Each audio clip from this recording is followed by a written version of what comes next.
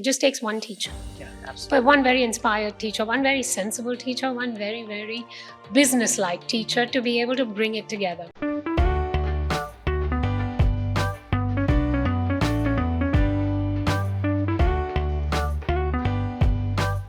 Hello, and welcome to Success Decoded Season 2. I'm your host, Taylor Elizabeth, and I couldn't be more thrilled to launch this season with a woman who has not only just shaped young minds, but redefined how we think about education, leadership, and meaningful success. You may recognize her last name first, Agarkar, synonymous with cricket, as she's married to former cricketer Ajit Agarkar. But what she's done with that name is nothing short of remarkable. From finance to education, from boardrooms to blackboards, she has carved out her own legacy. Fatema Agarkar, an award-winning educationalist, a dynamic entrepreneur, a mentor to thousands, and a tireless advocate for children's emotional and intellectual well-being. She's also the founder of the Agarkar Center for Excellence, a pioneering platform that seamlessly blends sports and academics to nurture a more holistic, future-ready learners. She's been instrumental in setting up close to 40 high-performing preschools across India, including those catering to children with special needs. She serves on multiple advisory boards, contributes to national-level policy conversation, and has even lent her voice to global child protection campaigns. Today, we unpack the moments that have tested her, the values that have shaped her, and the emotional compass that has guided her remarkable journey. Fatema, welcome to the show. It's an absolute honor to have you with us. Thank you so much. It's a pleasure. I already feel I know you just before the camera rolled. So looking forward to being in conversation. We had a lovely conversation between us. We should have recorded that one, actually. that would have been our podcast. But yes, it's wonderful to meet somebody that is so incredibly, it's wonderful to meet woman to woman. It's really wonderful to meet another woman, especially a woman in education, who really wants to not just empower students or empower the teachers, but really make sure you're really giving support to and the right tools and nurturing to the education system as a holistic idea, right? Which is something that we will talk about later in the podcast, but not just, yes, let's support our teachers, let's support our students, but let's try to reframe a little bit about what education, like what are we really trying to achieve in education? As in, what do we really want to give our students? What do we really want to give our students and therefore our society and therefore the future of us as humanity in a lot of ways, right? So we have so many different things to talk about and I'm very excited. But before I get into that, I want to ask you about an elegant virtue. So what is the elegant virtue, that inner quality that you possess that continues to guide you in your work and life? Ooh, elegant virtue. I love it, by the way. I'm going to borrow it. So it's got me thinking and, I love reading. So today I came across a beautiful quote by Pope Francis. And one of the things he said is that, rivers don't actually drink the water that they nurture. Flowers eventually become food for someone else. So being happy is a personal goal everyone wants and aspires. But, when someone else is happy because of you, that's amazing. So I think from the feedback I've got, I think that is my elegant virtue. I think I bring happiness to others and I think I'm proud of that. Yeah, that's amazing. So that's my that is a wonderful one. I will borrow that now. It's like just exactly like what we started talking about. It's what you are doing for others. Will all at the same time is going to in some way positively elevate self. So your own joy, your own being, all the work that you're doing is going to create so much joy and health and happiness in others. So that's wonderful. So wonderful to hear. So as people have heard from your introduction, you have a very diverse background. And I would love to hear a little bit more about how you came from corporate then to education. And we're talking about decoding success on this podcast, but we're talking about it in a little bit different of a way.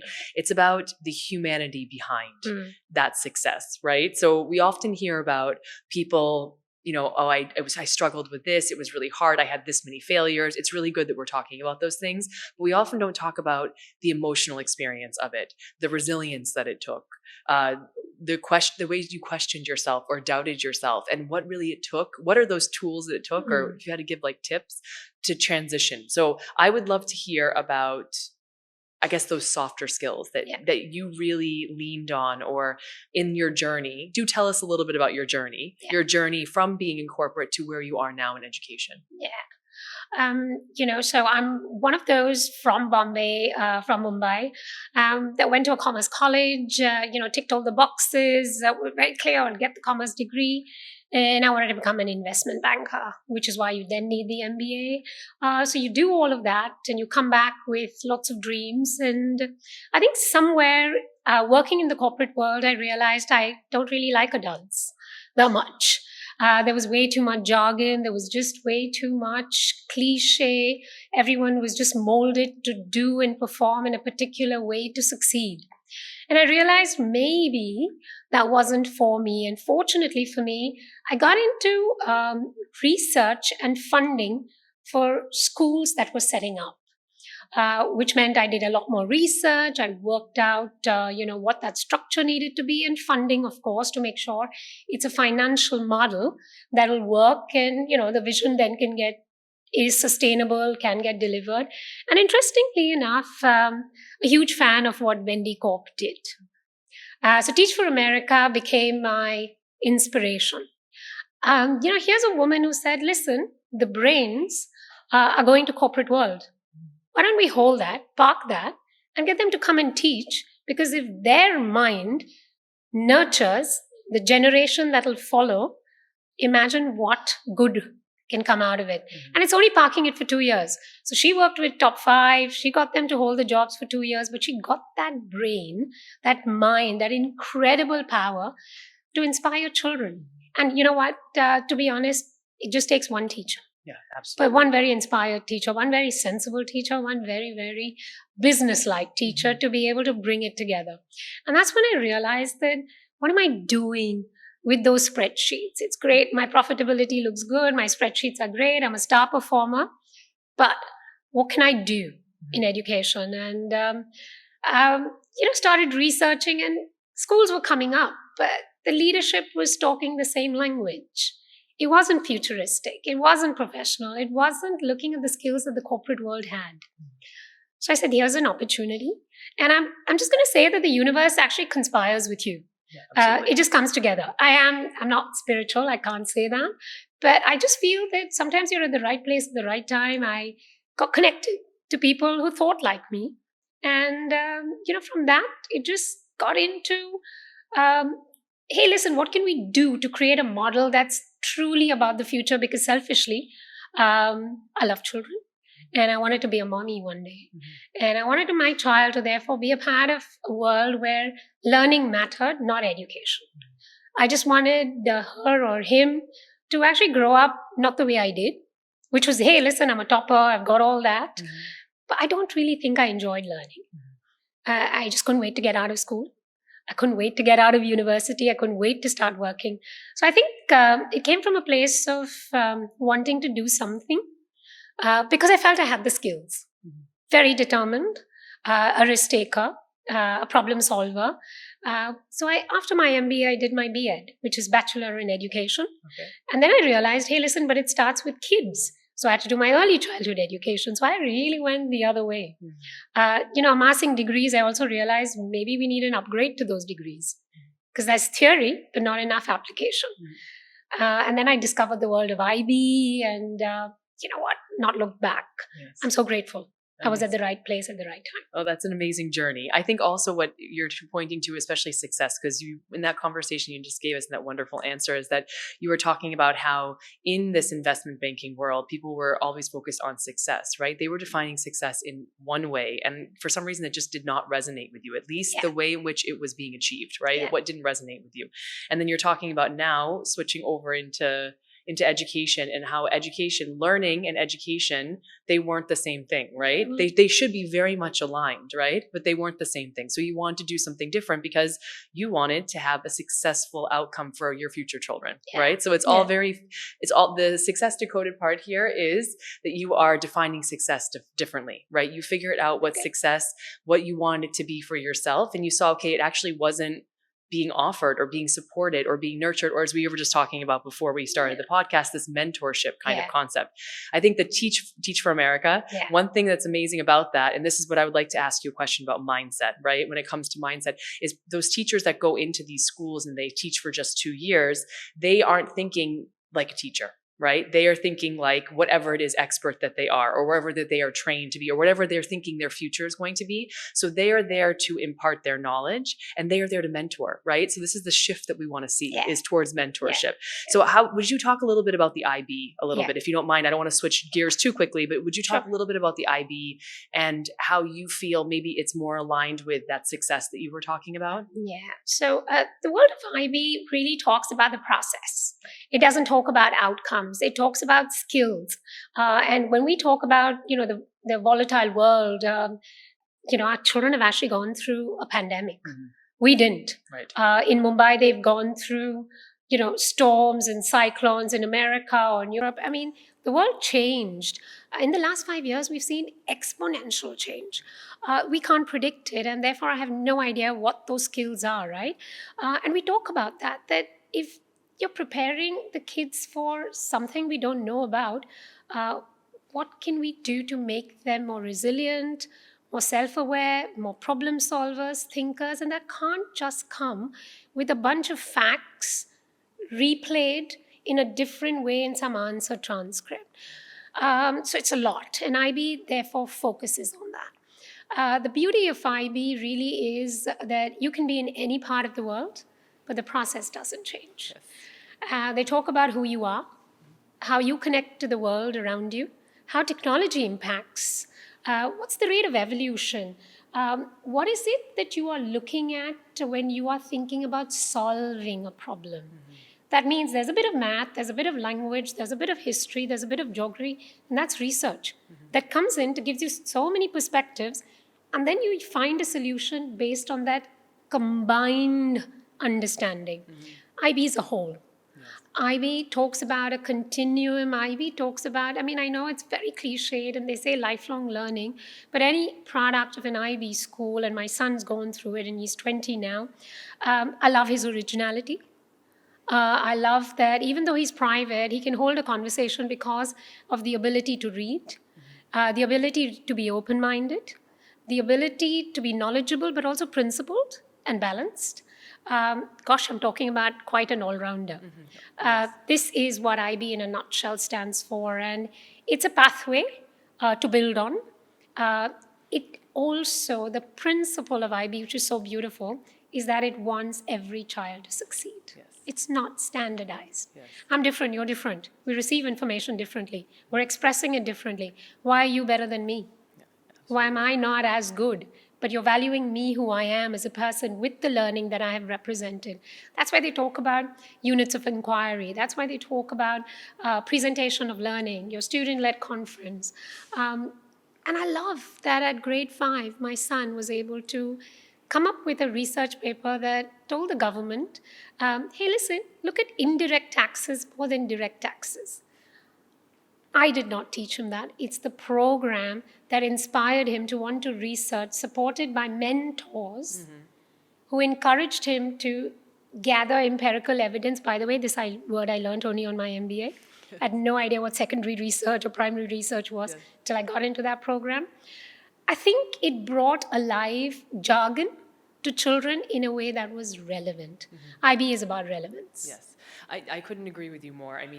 We were talking earlier about my first exposure to IB was when I was in my first university, and my roommate, who was American, but she had always lived abroad, she went to an IB school. And although all of us were very well prepared for university from an academic standpoint, the way she thought about things, and the things you were just speaking about. So this is very emotional intelligence heavy. So understanding, not just learning something, but fully understanding, questioning things. Questioning is very important.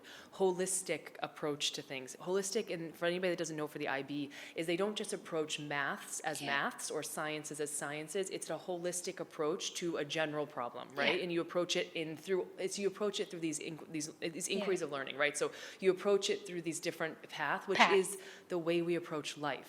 So it is really a model that where you are best prepared for life, when you go into the real world, no matter what it is that you do. Yeah. And I saw that in my roommate when I was 17 years old, meeting her for the first time. And I was thinking to myself, you know what? She has something because she has been exposed to it, because she was mentored through this. And I think that this is what we need in education. And then my own daughter is in an IB program. My elder stepdaughter also went through IB. And I've seen it, the whole thing. And I have to say, like, it's very impressive as an education for preparing for preparing students for life, holistically for life. Yeah.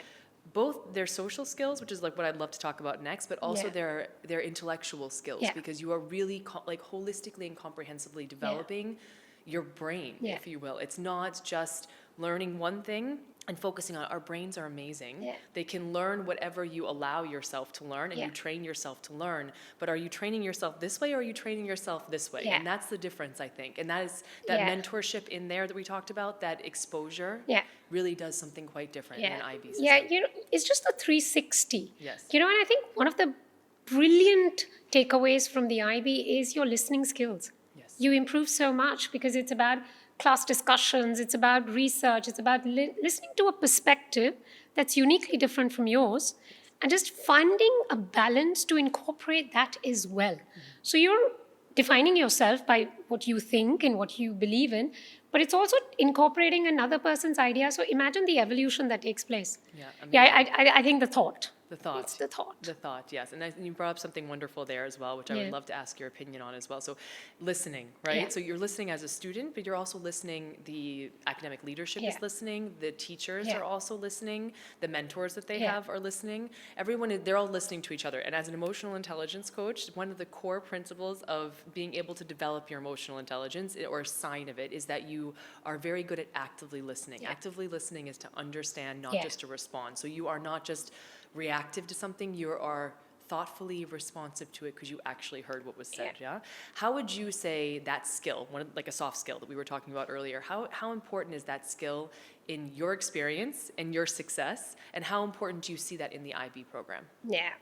So I'm going to start off by saying that one of the things that I've noticed, and I say this as a community, I might get trolled for this, but the truth is that as leaders, I wish there was a lot more listening that takes place within our community. We seem to have our to-dos. We're addressing the needs of parents. There are academic boards that govern us with their policies and principles. But I wish we'd listen to the child a lot more, and I wish we'd listen to the teachers a lot more. So from a policy perspective, I'd like to see leadership that is more aware, that pauses and is not quick to reaction. And I know we're in an Insta world, but it would be nice not to be influenced by what you see 30 seconds and then get influenced by another 30 seconds later post. Reflect. And that can only happen if you listen more, read more. And the world of IB, the student profile, it's the attitudes to learning that govern the assessments.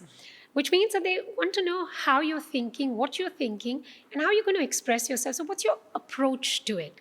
Listening is very high on that. Also, regulating your emotions, understanding what you don't know, asking for help. And this is then a relationship. So listening skills actually promote that relationship. If you only bother to listen to what that other person is saying, you'll understand, hey, maybe that was a different perspective and the person's having a bad day. So let me hold off. Mm-hmm. Let me try and understand if I can help. That evolves so beautifully.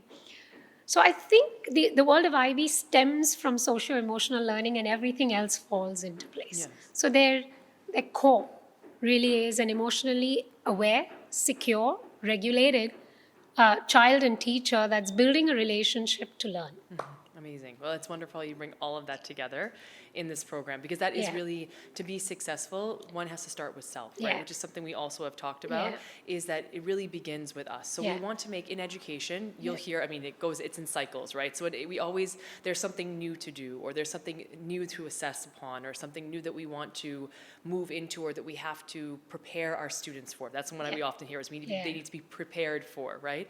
Oftentimes we're looking so much at that goal that we're not actually looking at the foundation of what's being taught. And this is something that, as working in this field, when I work with the students that I've worked with in India, with the programs that I've worked with, is really giving them that stronger foundation so that all the other things that they are doing, regardless of curriculum, whatever they're doing is exponentially more effective. Yeah. How would you explain that to, for example, a teacher, maybe a principal, maybe to parents, especially parents? Parents can be a challenge here because they're like, yes, but they need to get this mark, or they need to get this, they need to know this. Why are they giving any time and focus to knowing how to be self-aware or knowing how to regulate that emotion and ask for help because they don't understand versus feeling ashamed, right, from it, or to not have an outburst? Like, why are they focusing on these things? These things we already know. Yeah. They need to focus on. How do you convince someone that actually this is a foundational life skill tool that will make everything, teaching to learning to being successful students, much easier? Yeah. So lots of anecdotes. We use a lot of case studies of, without giving names, of children who've come with a lot of emotional baggage. So just something interesting for you to know. We use a software in one of our schools called Switch for Schools. It's developed by an Australian company and brought to us by a parent, Elliot and Kritika, whose child enrolled with us in the middle years program with the IB. Because as a parent, heavily in tech, he realized that despite what his daughter, and he shares a beautiful relationship with her, maybe he doesn't know all the cues. So she's saying, I'm fine, everything's good, but there's something churning inside, which was actually preventing the child from succeeding at a task that was fairly simple. Then there was support system, school is supporting, there's an external tutor coming in. This software enabled us, when we've adopted it, to understand that they're going to be, it's a bell curve of learning, yeah? They're going to be highs and lows. So what are we doing to support the child during the low? Let's address what the child is feeling. The child was feeling frustrated, not angry, but unable to communicate. So even just putting a label to the emotion was difficult for the child. So when we got through the layers, thanks to this software that enabled us to understand where the child was in terms of emotions, when we addressed that it was just she's a perfectionist, she didn't get it right, she took pressure, she was frustrated. Had we just corrected that additional pathway, which was taking the exam and scoring the 7s that were required, would have been easier. When we use this case study, real life examples, and we share to the parents, it just, the penny drops. Then I often use that to ask a lot about what their upbringing was.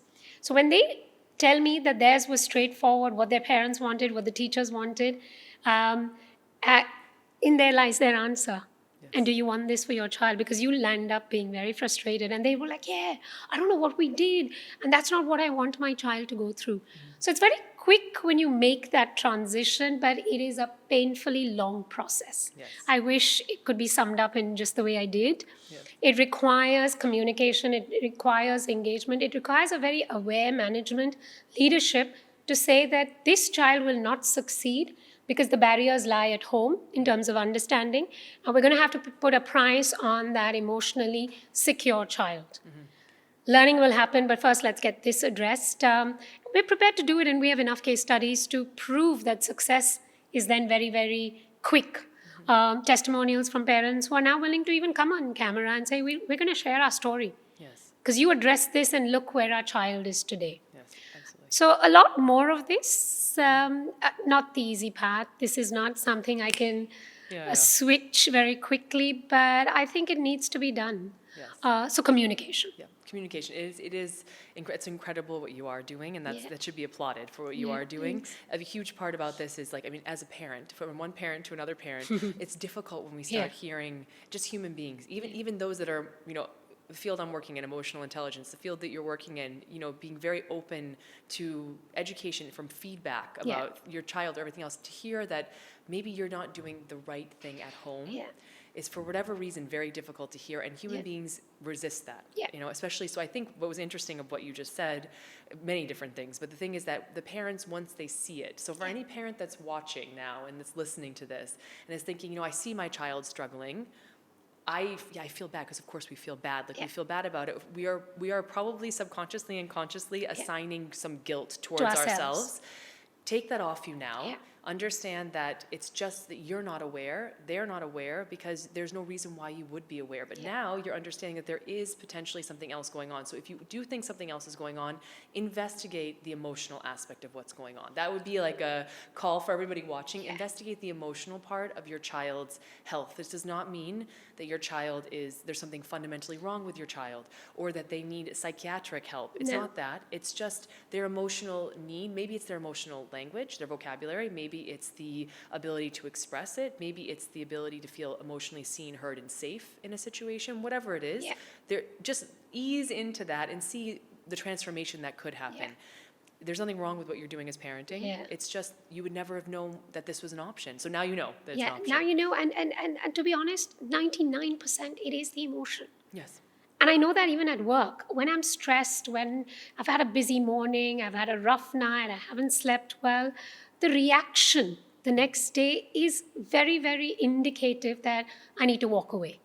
And I consciously follow that. So I'm watching every kid that walks in or every teacher that walks in. And I've told teachers, I don't think you need to go into the classroom today. And she's like, no, I'm fine. I'm on top of my game. And I was like, come, let's have a cup of coffee. We'll get a substitute teacher in. Tell me what's wrong.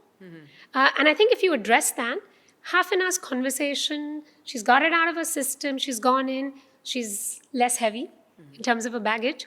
And then she's reacting to what she sees, not what's in her head.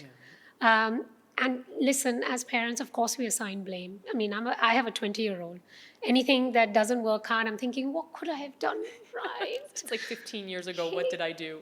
And the worst part is I'm an educator, so I'm supposed to have all the answers, right? Right. But it's work in progress. And I feel that whenever I've journaled back to say, let me think, did I pick up those cues? Did I actually ask him the right question, or did I ask the question that I wanted the answer for? He's okay, I'm fine. No, he's not.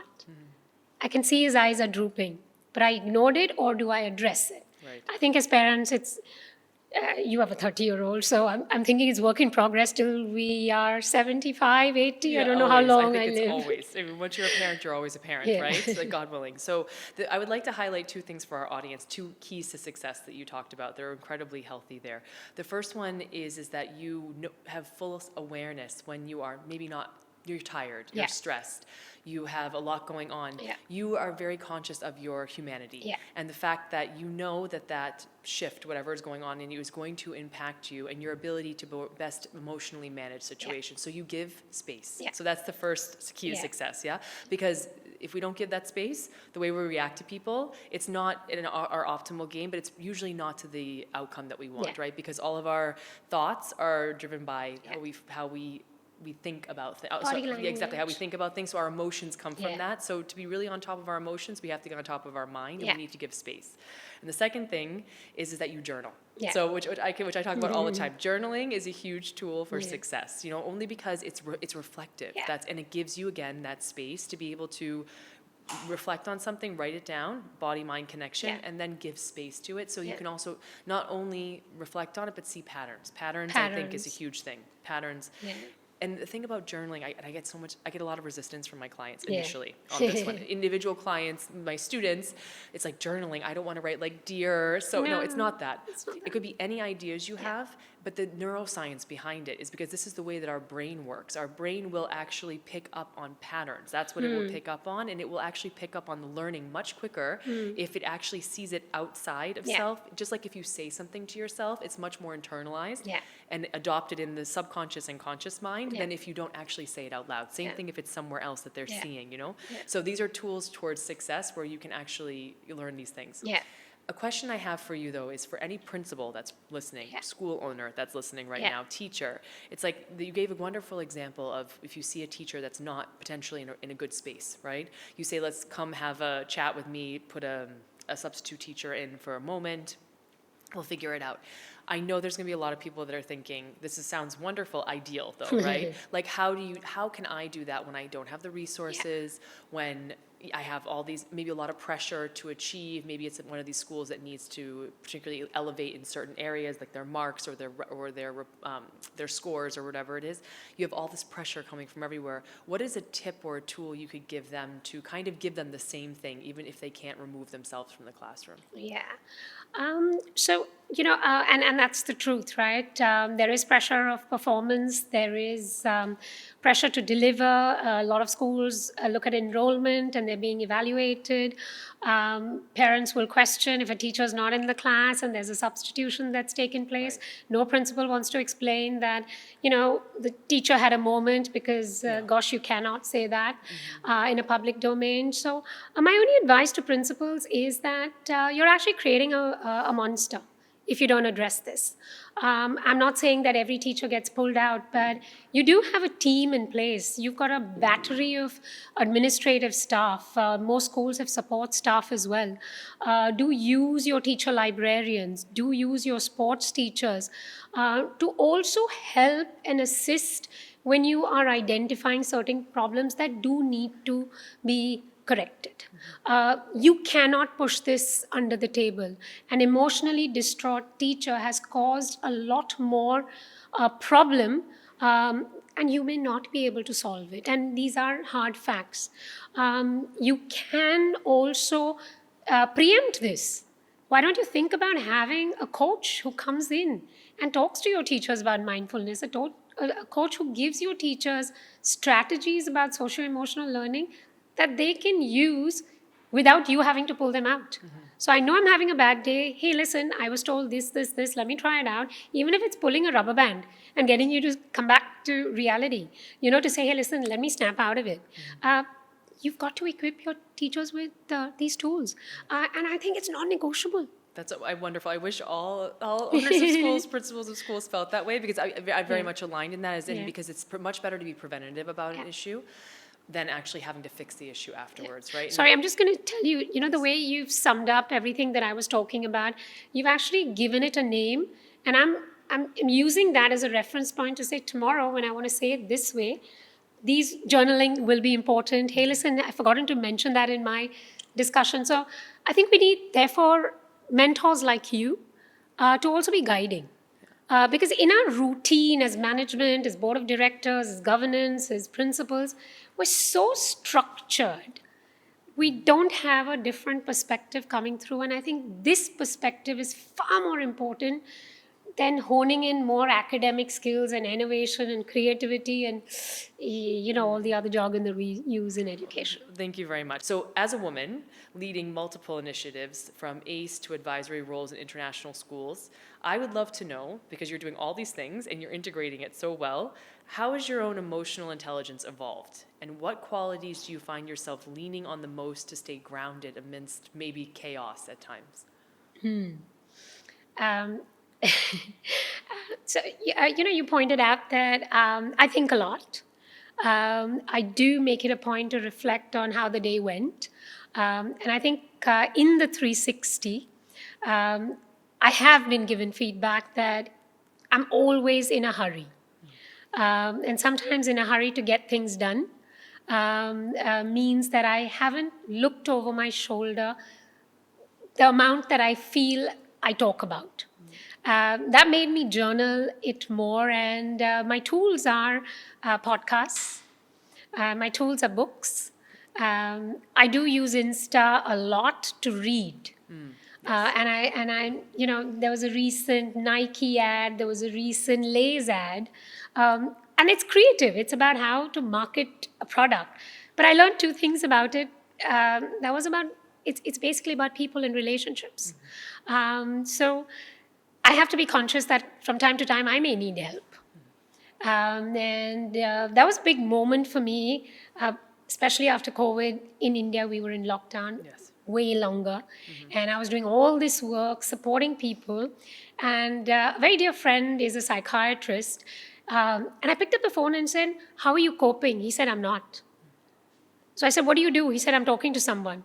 That's a great moment to say, hey, maybe I need to talk to someone. I'm not sick, but maybe I need help to be able to talk in a way that gets me to understand there are strategies possible. I'm not the expert with emotional intelligence, but I know it's very important for my job. I have to turn up happy, in control, look like I have all the answers. And for that, I need to be balanced. But it's a lot of work. Podcasts have been inspirational for me because when I hear someone else's problem and how they dealt with it, I always think, gosh, why didn't I think of this? So that's my tool, reading. Also, just as mindfulness. I think it's very important and very underrated. It could be just washing your dishes. Yes. It could just be simple thing of, cooking. And I'm a terrible cook, but I've got into just doing that where you detach and you sleep over a problem. I have done it the wrong way where instant decisions are my thing, and I've realized those weren't necessarily the greatest examples. Yeah, it's work in progress. Every year, I think I've gotten better. I'm 50, and I'm hoping the next, I don't know, 40, 50, however long it is, it's gonna get better. But the one realization, and I'm going to credit this to Dr. Zirak Marker, who's a wonderful child psychiatrist, told me it's about adaptability. It's not life's worst thing that you failed. Not at all. But what can you do to, take a bit more risk and do something differently? And just admit I failed. Yes. When you say that, it's just, you're out of that stress, and then It's liberating. and then you're thinking, I don't know why I slept those 4 nights not sleeping, and then I'm taking a melatonin to calm down. Yeah. You don't need that. You just need to admit, adapt, self-reflect, and I think we're in a world where there's so much access to people. You mentioned resources, Yes. strategies. We should be using them. Yes, amazing. Yes, that's how I do it. That's amazing. So our keys to success, our decoding of success there are definitely mindfulness and self-awareness. That we definitely heard. It's using different tools. So the tools are journaling, for example, reflectiveness. It's also being present. So whatever will cause you to take a break and be present. Yeah. And then also continual learning, right? Yeah. So it's continual learning and then asking for help. I think asking for help is huge, but knowing that there's no fault in that, right? Yeah. So every coach has a coach. I have a coach. Yeah. Every coach has a coach.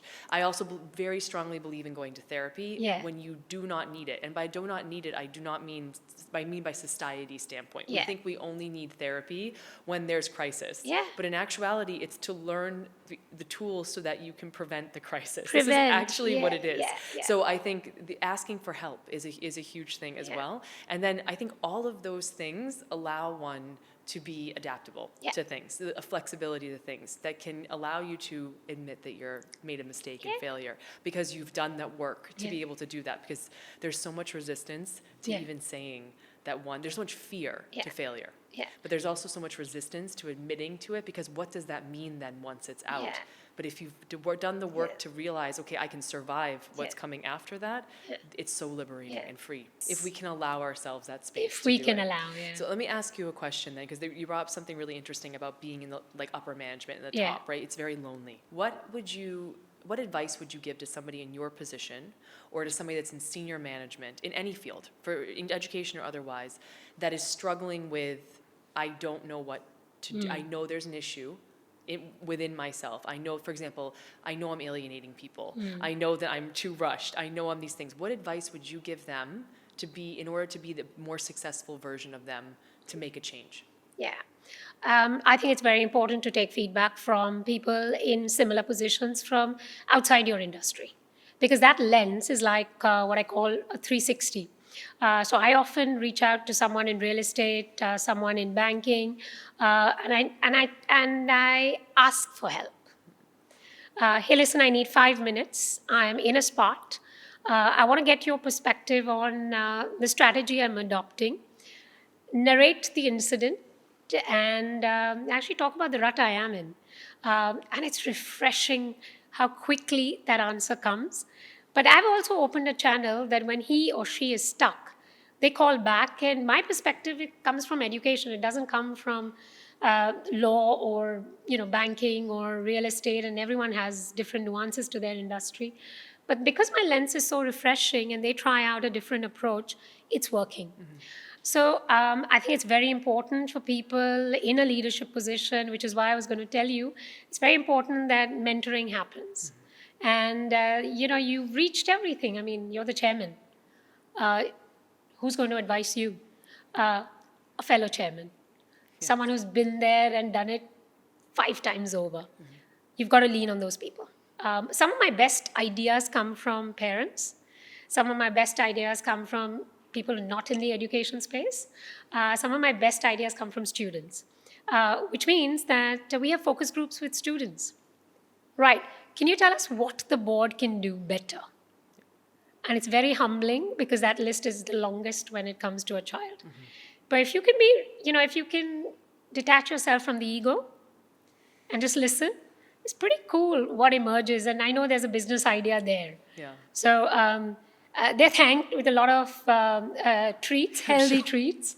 Healthy treats. Yeah, Yes. but I've always given credit to say some of the best ideas actually come from the feedback. Yeah, and this is another thing where the fusion between the corporate and the education system, which I wish it was all like this. I have to tell you, I can't even tell you from my soul is like singing to hear this, honestly, to say feedback, to have these these kind of groups where you're getting feedback from, or these, I guess, test groups of students. It's used everywhere in the business world, if you will, but now to use it in education, because of why not? They are the people that are your consumer, if you will. I mean, I hate to put it in those terms because it seems so commercial, but that's the case. I mean, so why not address the needs that they have? So I would say for those people that are maybe on the cusp of wanting to reach out and actually get that guidance-ship, that mentorship from others, but the ego is somehow standing in the way, I would ask themselves the question of, because to separate themselves from their ego and themselves is, if I were talking about somebody else, what advice would I give them to make this most resourceful for me? Ask them that, like, make it outside of self, because once you separate yourself from what you want to do, then you can allow the space for them to be like, actually, I know that this is what I would advise my other chairman friend to do, so why am I not able to do this? So this is easy. It's non-threatening. Non-threatening. It's away from self. It's away. Yeah, it's away from self. If this is for those that maybe are not developed as emotionally intelligent, and if those people that aren't quite there, then there's always that work to do, and there's lots of. This is super. I want to use this as well. This one. Thank there's you. There's a tool to use it. Okay, I'd like to ask you. Okay, so you've mentioned, and I've read also that your vision includes setting up foster homes, which we have to talk about, soup kitchens, and community centers for the elderly. And this is, I mean, beyond powerful and an empathetic approach to how you actually build community, because this is every level and layer of community here. How did those aspirations come to be, and how do they align with your overall mission with, I guess, I would say education, but I would say beyond that? I guess we're talking about really stewardship, right? Or really community creation. I love to read. I love to know what's happening with forest schools in the US and, what's happening in England. And it is built around community centers. In India, we don't think so much about it because, we have grandparents, we have aunts, uncles. Joint families was what we grew up with. But it's changing. It's becoming nuclear. And statistically, we're going to have one of the largest middle-aged and senior citizens by the time we hit 2040. And when I read those statistics, and I have aging parents as well, because we're working, we don't get enough time, and they're lonely. No one actually, my dad actually called me this morning and he said, "Are you angry with me? You haven't spoken to me for a month." And, he forgets he's spoken to me yesterday. But in his world, 24 hours was a month. And I realized that, the interaction is being missed because he lives separately, I live separately, my brother lives separately. But what about their entertainment? So if we could bring this together, and schools can play such a big role because we say community action service. But if we have our little ones spending time with the older ones, in our schools, after 3 o'clock, our schools are bare. They're empty. Bring senior citizens in. Do a read aloud. Do a theater. Do life skills. Play music with them. You build a community, and that community could be anyone in the neighborhood. Our kitchens are running through the day, servicing support staff, teachers, children. But the reality is we're wasting a lot of food. Food that is made fresh, we've sourced it from organic. We are organic schools in that sense where organic farming is very important. We're supporting local farmers, but we still have a lot of food that gets left over. Yeah, we have barometers to say we've saved this much, we ate this much today, but there is food. Why don't we bring those children into our schools? That's how the idea of soup kitchens happen. We're in Mumbai, our weather doesn't change. It's 40 degrees right around the year. But it rains and it's extremely hot. Fresh water is not available. So if we can open our kitchens and each of our schools become those soup kitchens, we're actually getting those kids to eat healthy food. I'm a sportsman's wife. Food that goes in that's healthy creates a lifestyle that's also then fit. I don't want to talk about obesity, diabetes. I don't want to talk about India's health problems, but we are there. And unless we take responsibility as communities, so the aged, the younger ones, those on the street, we can't solve all problems, but I'm sure in our little ways we can. And foster homes has been something I wanted to do forever. Since I was a little kid, I've been volunteering with a lot of NGOs. But the thing is, you do that for 2 hours and you come home. Yeah, as a kid when I was working, even at college, I would save my money to, educate another child. But I don't actually know what happened to that kid. So it's not responsibility. It's just sort of, because I have money, I'm given it and I feel so good. I've contributed and I get those pictures, but I don't know what they're thinking. I don't know if someone's out there to tell them, hey, listen, drugs are not ideal. Alcohol may not be your solution to depression. Sport is, talking is.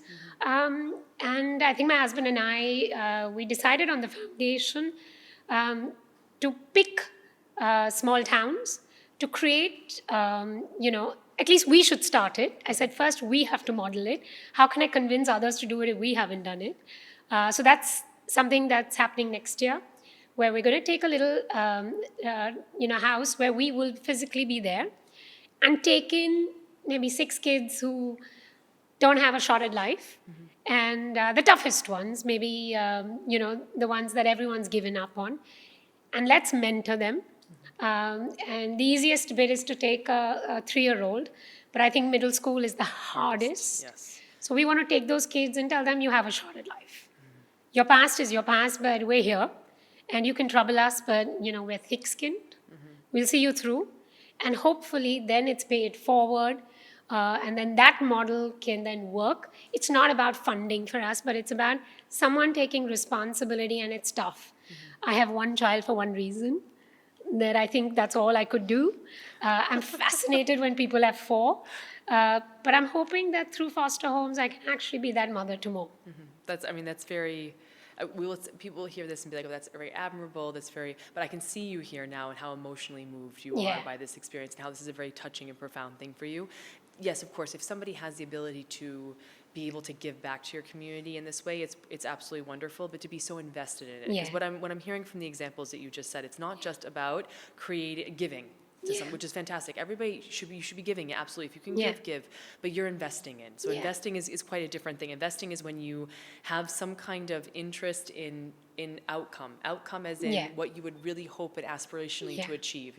By bringing older individuals with younger children together, it's not just elevating the elders' spirits and also entertaining the younger ones. It's about creating community that's an investment for everyone. It's not just, it's a long-term investment for everyone. Even for the elderly people that are towards the end of their life, it's still an investment. For them, it's an investment. For the students, you're making an investment. The same thing that when you're doing the other different projects for feeding communities, it's, yes, okay, you're feeding somebody, checking off the box, somebody is fed, they have a better opportunity at life, but you're investing in their future in a way that, yes, okay, the school has extra resources, fine, but you're investing in them. So this is all about investment, which is a very different mindset. And it's also, it has a very different connection as well. And the whole idea is build more relationships. AI comes in and everything gets replaced, technology. I don't know, 2030, Sam Altman says that there may be robots on the road doing stuff that we normally do. So then what do we do? Contribute. And in small ways. I'm not here to save the world, but I think the impact that you can create and pay it forward has been my inspiration growing up. Just the movie has been something that I actually watch very often. It reminds me of so much more you can do.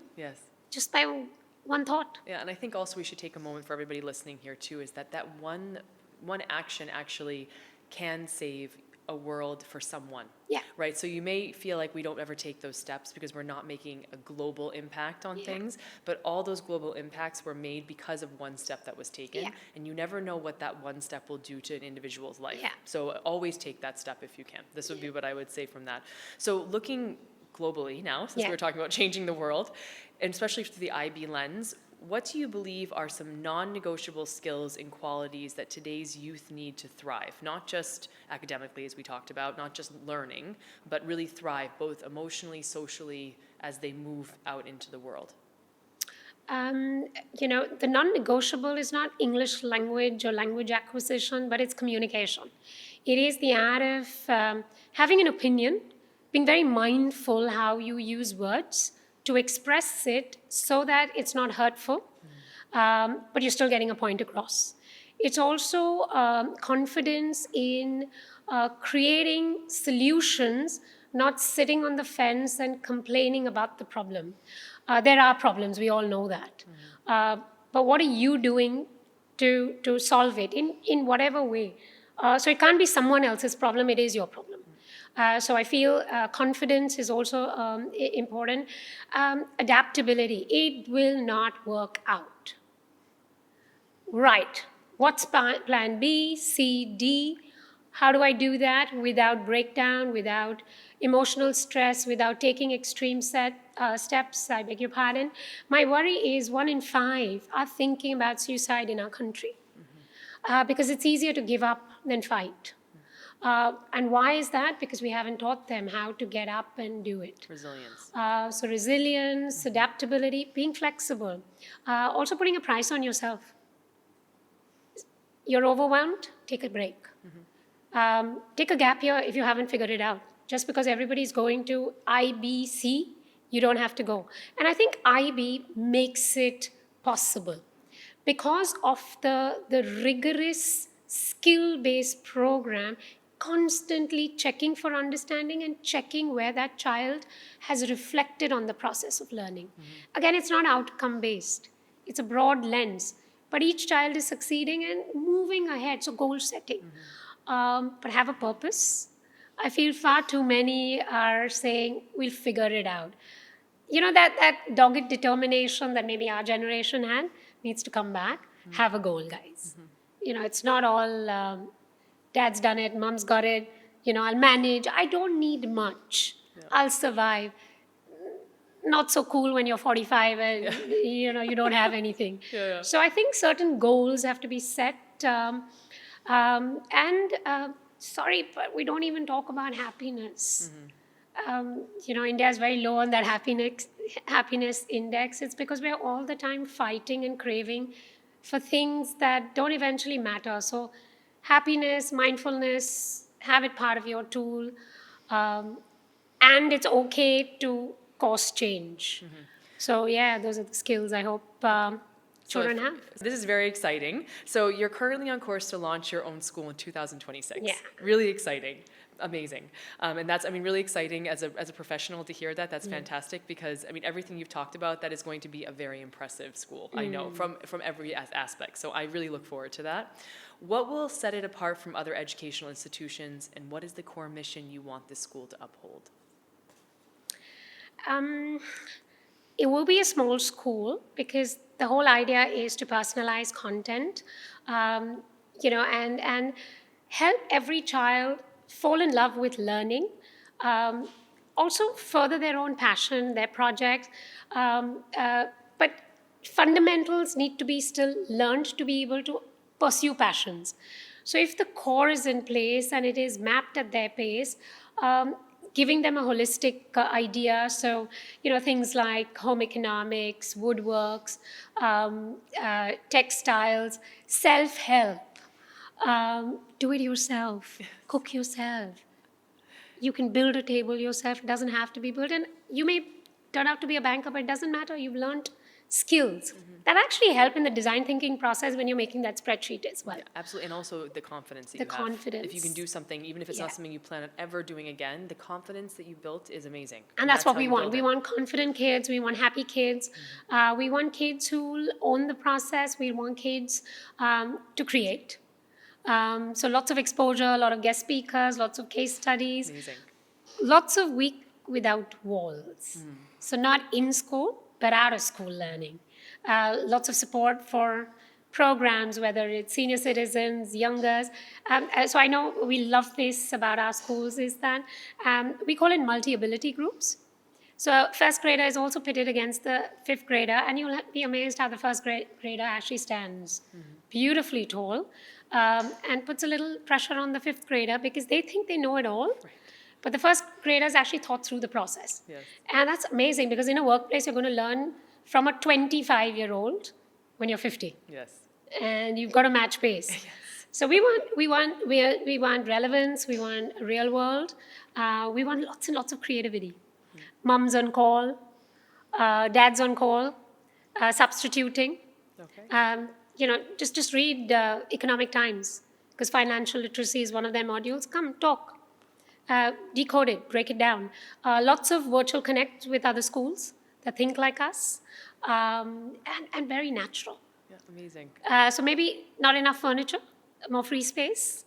Sit on the floor and solve the math problem, not on a table. Because who told you math only can be solved on a table and chair?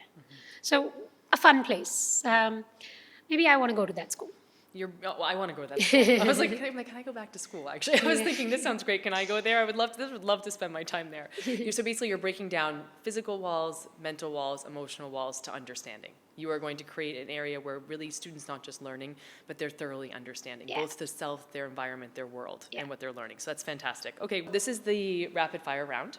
It is, no overthinking, just whatever comes to your mind. And I think this first one is going to be really difficult because as another book lover, this is really hard. It's hard, whenever anybody asks this to me, all of a sudden I go like blank. But let me ask you. Okay, a book that's had a profound impact on you. Outliers. Okay, great. It's a great one. I love that. Okay, favorite subject in school? Geography. Wonderful. My daughter's also. One piece of advice you wish every student could hear? You can actually make a mistake and still come out of it. Coffee or tea, what fuels your mornings? Chai. Chai. Me too. A quote that never fails to inspire you.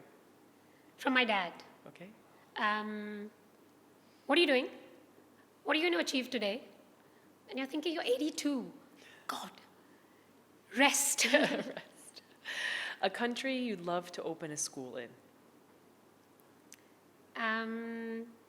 Actually, it's a place, Ladakh. Okay. And one more in Assam. Assam. Beautiful. One song that instantly lifts your mood. Ooh, lots of them. But I like Ashaye by Arijit. Okay. It's a lovely Bollywood number. Okay, I'll have to listen to this one.